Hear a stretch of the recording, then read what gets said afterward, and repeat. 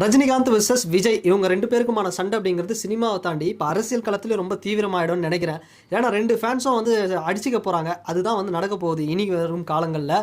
So அந்த அளவுக்கு TVK தொண்டர்களை இந்த விஷயம் அப்படிங்கிறது கொந்தளிப்பு அடைய வச்சிருக்கு அப்படின்னே சொல்லலாம். அப்படி என்ன ரஜினிகாந்த் அவர்கள் பேசினாரு? இப்போ ரீசெண்டா இசைஞானி இளையராஜா அவர்களுக்கு பாட்டு தலைவனுக்கு பாராட்டு விழா அப்படின்னு ஒரு விழா அப்படிங்கிறத நேரு ஸ்டேடியமில் டிஎம்கே எடுத்து நடத்துனாங்க. நிறைய சினிமா பிரபலங்கள் எல்லாருமே வந்திருந்தாங்க. ஸோ முக்கியமாக முதலமைச்சர் மு க ஸ்டாலின் அவர்கள் அதில் வந்து கலந்துக்கிட்டார் அந்த ஒரு விழாவில். சரி, இதெல்லாம் ப்ராப்ளமே இல்லை. ரஜினிகாந்த் அவர்கள் பேசுனது தான் கொஞ்சம் சர்ச்சையாச்சு அப்படின்னே சொல்லலாம்.